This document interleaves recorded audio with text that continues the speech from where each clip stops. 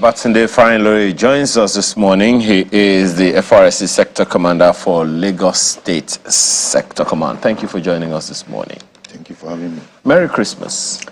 I wish you the same.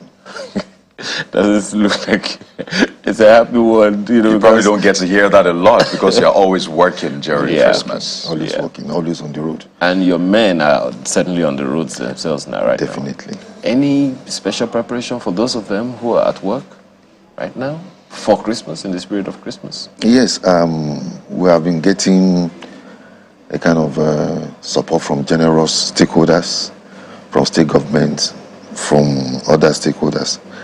And that we have distributed to them, and that's what they will use in celebrating the Christmas for the year. Good. I don't think it will be too many, right? So never. If you so keep it coming. Keep them coming, not just to this Lagos State Sector Command, but to as many of them all over the nation as there are. But that report that we put out, about experiences that people have had in concerning traffic. Any incidences around that from your reports you got? Really, we have been moving around, and I realized that there's an improvement in virtually everything concerning traffic management this year. The traffic volume is not as much as it used to be. Really? Not as much as it used to be. Well, that's news to me because I was going out on Saturday morning, and the traffic that I saw was quite huge. It was very huge. Early. It's normal characteristics of the period is to have an upsurge in the traffic volume, but this year is not as much as last year. Maybe because of the price of the PMS. Okay. As at yesterday, the road was as free as if there was an holiday.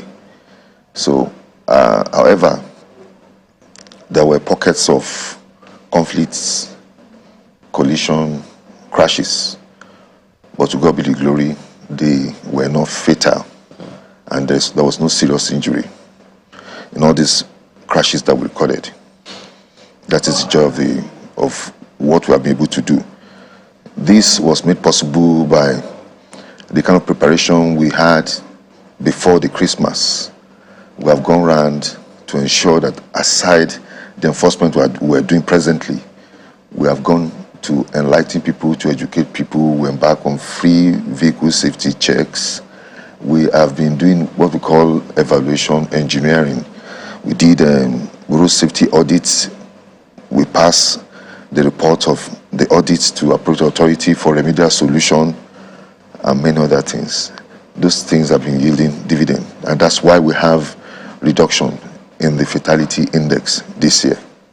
There's that trend that during Yuletide, during celebrations, you tend to see some sort of rise, uptick in car crashes and the rest. So what exactly is the psychology behind the season, behind the period? I know people say Ember month and the rest, and they say there's a certain spiritual angle to it. But I know that you see the figures, you see the data, and you of course do investigations into why exactly these road mishaps happen. I'm saying this to help road users at this time. Yes. Perhaps things they may not have paid attention to before now. Maybe this might help them pay attention to it. So is it spiritual? Is it an Ember month thing? Or there's really some psychology at work? Maybe people get to lose guard because they're excited, and also people on the road can pay attention more based on the information you give them. No, there's nothing spiritual about Ember month. It's just a kind of delusion. It's a figment of imagination of the school of thought that believes in that. Normally, during this period, there's always a spike in the traffic volume as a result of increase in economic activities. Lagos is the economic hub of the country, and it's a gateway to the Western world where we get all our products. So I will expect that people will be coming to Lagos and people will be moving out of Lagos. So there'll be increase in movement, increase in population, vehicular movement, and human movement around the city. Because of this, there are possibilities of, like I said, conflicts, collision, crashes. because the traffic volume is very high. Everybody's impatient, and that impatience is part of what we try to work on before this Christmas. That bothers on attitude. People will not plan their journey very well. They just jump onto the road, and before you know what's happening, they're in a hurry to get to where they are going. So we have worked on that. We have gone around the worship centers. We have gone around the parks. We have met critical stakeholders. We have talked to our members of the RTSS, that's the Road Transport Safety Transition Scheme, and then we have been able to get their buy-in into what we're preaching. Presently, you can see that the pressure is not so much because the awareness is there. You know, it's interesting when you say that the pressure isn't so much and that the roads are free, because there are some people, since you are in charge of the Lagos state sector of the Road Safety Commission, there are those who would point to areas like Lekki axis and the rest of them, saying that, you know, they are not having it easy because of traffic. Badagry axis as well, even though there's been a slightly improved road work and all, they're still having their issues here and there. Lekki Ekpe axis, as I said, and a number of. You want to speak to us about those areas as well? I agree with you. You know, last year when this corridor was under construction, we experienced hectic traffic situation. That's the same thing they're experiencing along Ekpe. Lekki axis now. Construction is still ongoing, so they need to be patient, and we need to be obedient to obey traffic rules and cooperate with the traffic managers along that axis, so that we can have easy movement. A situation where people are impatient and they don't obey traffic managers that are on the road, the traffic become very hectic, and that is what is happening along that side. By the time the construction will be over, I think to become a thing of the past. You know, the same thing with that of Badagry. Yeah, it might be a little tricky to, I mean, important as what you have said is people appeal to people to be patient and all. It might be a little tricky because generally the trust deficit is quite low between government and the people. So anyone who is wearing any government anything with government insignia, they hold them with, you know, a bit of caution. Is this man sincere and all of those things? So how do you communicate to people about the need for them to be patient, even though there is a need that they know, but the trust level is low? Whether it's low or high, all I know is that we need to be patient. We experience the same thing along this Lagos-Badon corridor, and I came out to tell people, the motorists, that we need to be patient. And today, we're experiencing quality travel time along the corridor. So there is no way I can say that you should not be patient. We will still be patient. That's just it. I've heard this at some point. You need to be patient so you don't become a patient. But, that's just by the way. I know we can talk about just how well, I would say, educated the average road user is. I'm talking about the driver, regarding, you know, traffic rules, even about the vehicle the person is using. And perhaps you can give us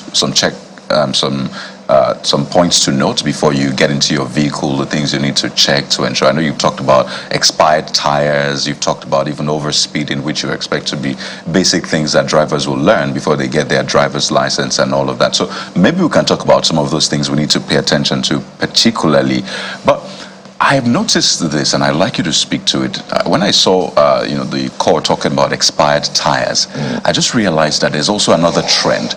People buying winter tires that, you know, they use in other climes during winter, and then they import them into Nigeria, and people buy them fairly used tires. And you can see on the tires the snow sign, obviously used during winter. And I've seen a lot of people actually driving with those tires, and I tend to ask them, do you know this is winter tire? Do you know that this is something they use, maybe let's say in other climes during winter, and then when the winter is over, they change their tires back to normal tires? So we've talked about expired tires, but does that also pose a danger? Because it looks like these tires are cheaper to purchase. Do winter tires pose a danger here in Nigeria if Nigerian road users use them for their vehicle? Actually, road safety is against the issue of all these Tokumbo tires. We don't allow people, we don't encourage people to use Tokumbo tire. And a crash occurred yesterday along this, very close to, between Otedola and former toll gate. It was as a result of tire bursts. And at the end of the day, the vehicle rammed into another vehicle, and then they somersaulted, and no injury, but the vehicles were seriously damaged. So we don't encourage people using all these Tokumbo tires. Whether it's winter tire, what have you. Whichever one. We don't encourage it. So what do you encourage? We encourage people should buy new tires. And then before now, we have embarked on a kind of educational sensitization on the issue of tires. We had a seminar on tire, and we came out to tell people, when you see certain codes, all those information on the side wall of the tire, they are not there for decoration. They are passing messages to people. When you see M plus S, when you see S, when you see P, when you see T, all those things, they mean different things. We try to decode those things and tell them that the snow tire that you see, they are not meant for our climate. This is a tropical region. And these ones that are meant for temperate region cannot be used in tropical region. So but Nigerians don't care about all these things. So the onus is on the Standards Commission of Nigeria and National Automotive Council of Nigeria to ensure that they don't allow this type of product to enter into the country, so as to protect our citizens, because ignorance in this part of the country is so much. Are those products banned by anyone from coming into the country? No, even if it is banned, if there is no proper enforcement on it, it will still enter into the country. The reason I ask that question is so that people can even understand that, look, you are using contrabands. I mean, if you know that the particular product that you are using has been banned from coming into the country, at least. Banned, in theory, banned. Okay. But in practice, I have been seeing them in the market, open markets. I just want to be clear. So, Tokumbo tires have been banned from coming into the country? Yes.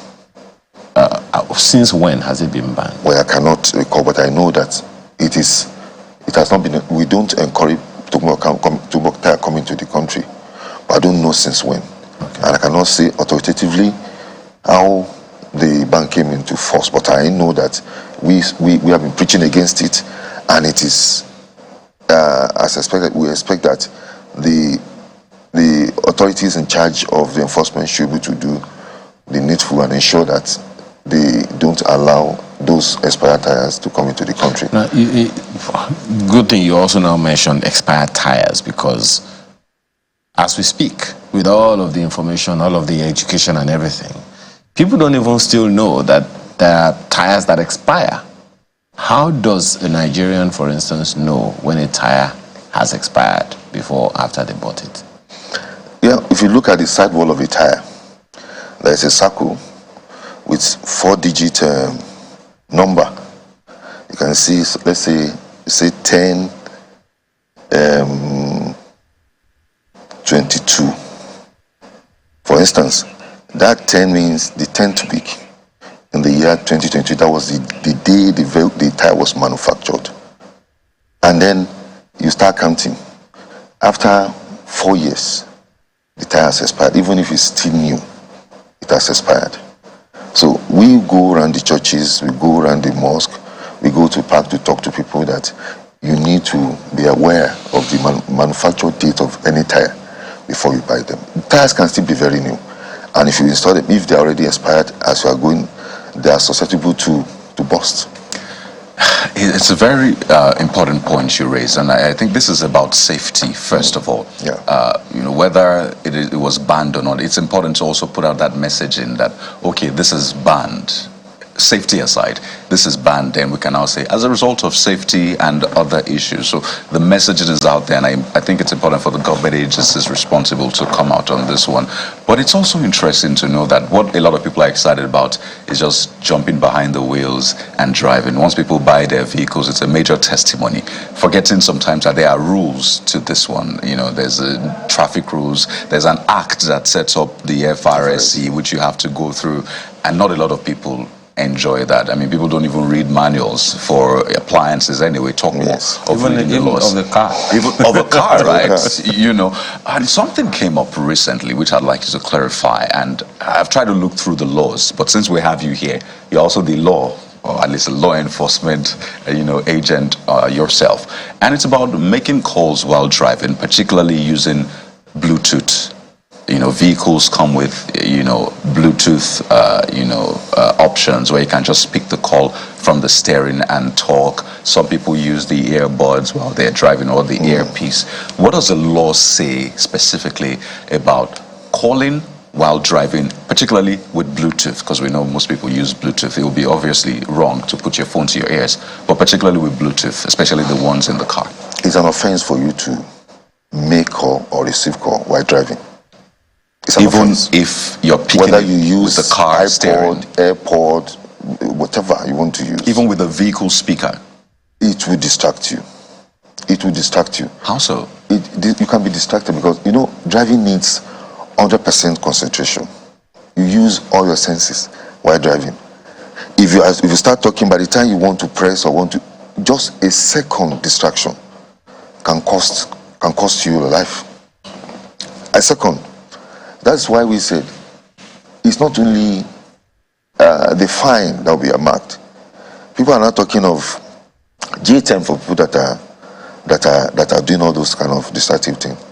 That's what we're advocating now. So what if you are driving and you are cruising at 100 km per hour? You cover about 27.8 meters in 1 second, and you are going at 100 km per hour. And the size of our road, the width of our roads is about, let's say, standard road is about 12 meters. If you lose concentration for 1 second, imagine where you will be. That is 27.8 away from the road. 1 second. That's why we want people to just try to get in the idea of using phone while driving. Concentrate, drive when you're supposed to drive. And if you must make call, look for a safe place to park, make call. At times when you are moving along this corridor, you see some vehicles, very sound vehicles, they will slow down. Or when you know what's happening, they will start weaving, moving from one lane to another. On the road, yeah. Keep asking yourself what is going on. Before you know what is happening, check the man is touching his phone. So I want us to be practical, really. Yes. So there is holding your device while you're driving and looking at it. Outrightly, that is wrong, because obviously you're not focusing on the road. Yes. But I'm not talking about making a call with your device. Let's put the device aside. So you are holding your steering. Yes. And most vehicles, new vehicles, come with the option of picking the call just with the steering. You don't need to look even to the stereo or the screen. You could just pick the call, and then you still have your eyes on the road. Are you saying that is wrong? Okay, how about the information that is being passed across to you? You could be listening to the radio. You may become emotional. You could be listening to the radio and you get a sad news as well. Well, it's possible. Yes. But phones, when you have to, radio, you don't need to talk back. But phone, you receive. No, you can respond to the radio. If you get a sad news, you can say, "Oh my goodness!" You are not. You're only. How do you call it? Responding to yourself, not to anybody. You will not expect anything, just exclamation. So what I just want to tell you is that it is right. It is wrong for anybody. Is that in the law? Receive. Is that in the law? Particularly picking the call with your Bluetooth, still having your eyes on the road. Have you broken any law? Traffic law. Do you know that it is in a law that you cannot smoke while driving? Are you aware? Are you aware that it's in the law? This is about the calls now. No, we may not. Don't let us be specific. Right. Anything that can distract your driving is against the law. So it also means then that you shouldn't have passengers in the car when you're driving, because they can distract you. You may have passengers, but you are not supposed to be. You are supposed to be discussing. You're not supposed to engage in argument or discussion with them. Stafari, I think you are looking for attention this morning because people will come for you. Yes, I mean what I'm telling you. You don't need to talk to your passengers because some of them can do things that will irritate you and then can distract you too. When you are driving, you need 100% concentration. Let's be clear. Is because I've looked through, and I'll be honest with you, I had to look through even the acts that set up the FRSC. I saw Section 10, Sub 4, that talked about in the exercise of the functions conferred by this section, members of the court shall have power to arrest and prosecute person responsible, suspected of having committed any traffic offense, and it listed making or receiving calls while driving a vehicle is one of them. I need to say that I saw that in the act, but we're talking about the practicality of this, really. If you say you can't talk to passengers, I mean, Mr. Farinloye, you probably speak to people while you're driving. No, I'm not saying you should not speak with passengers. You probably take calls when you're driving as well. You don't get engrossed in discussion with passenger. You don't allow people to walk you up.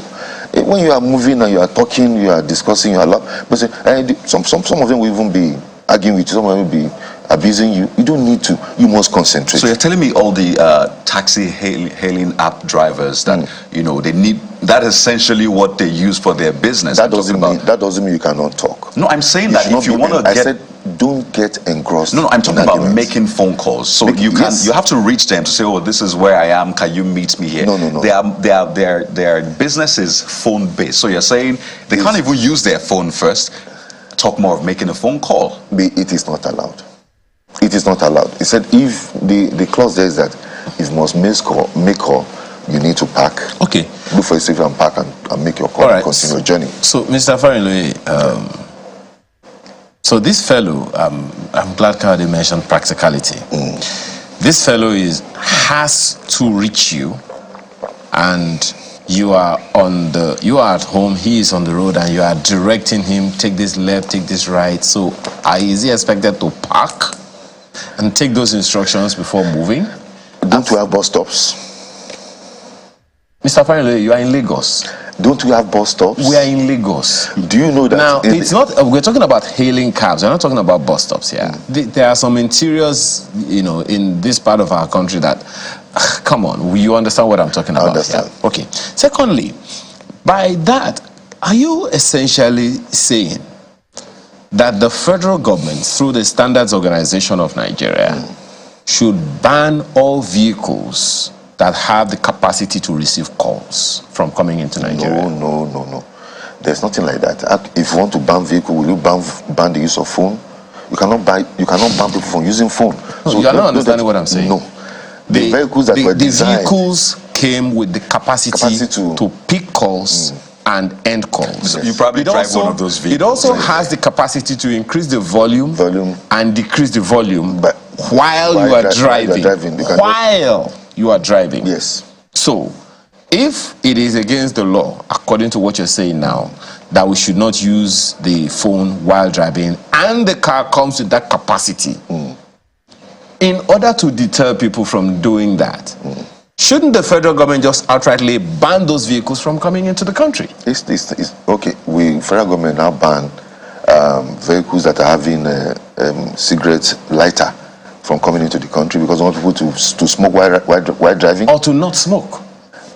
So, we're talking about practical applicability of the laws. Oh, well, the one thing is the law, another thing is the application.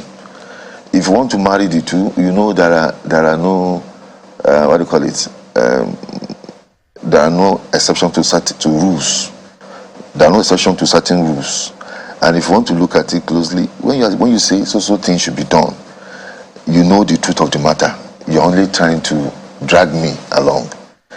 I want to tell you that it is not safe for you to make call while driving. Whether you agree with me or not, whether in practice or in theory. We get that point. It is not right. And for you to say federal government should ban vehicles that come with that kind of device, it's not right. You can as well get to the bus stop without using your phone. You can park at the bus stop, make the call and continue. I'm a public servant that's in charge of emergency services. Where there's a rescue, I promise that we will respond in 5 minutes. If you call me and I'm driving and I cannot pick that call, what is going to happen? Or if my call marshal is trying to talk to me and I'm not opportune to, what I need to do is I will look for a safe place. Okay, don't stop over. But when you say somebody should just, okay, you can do it once in a while, when you do it, nothing will happen, people will get used to it. I've seen somebody that was using phone for an hour while driving, just moving and talking all the time. You know, clearly a lot of people will be arrested. But So the what is the punishment? The best thing is for us to preach against it. What is so the that punishment? to discourage people. What is the punishment as we Use wind of up? phone while driving. Yes. I think it's about 4,000 naira. 4,000 naira. Yes. Use of phone while driving. While driving. Yes. Or 6 months in jail. Optional. Yes. Oh, fine. Oh, dear. So you heard it, and I know a lot of people will speak to this, but you said that safety is what you're looking out for. It's and paramount. It's even in your name, the Federal Road Safety Corps, Safety essentially. is paramount. Okay. Nigerians, let us know what you think about this. Oh, most certainly, because I'm just trying to look at famous X now. No one is talking about it yet, but you can be sure. Are we all culprits? People are going to talk about this. Corps Commander Babatunde Farinle, he is the sector commander for the FRSC in Lagos State Sector Command. Thank you so much for your time this morning. Thank Truly you. appreciate it. Merry Christmas once again. Yes, Merry Christmas. So we are back right after now to take on others in the spirit of the season. Just stay with us.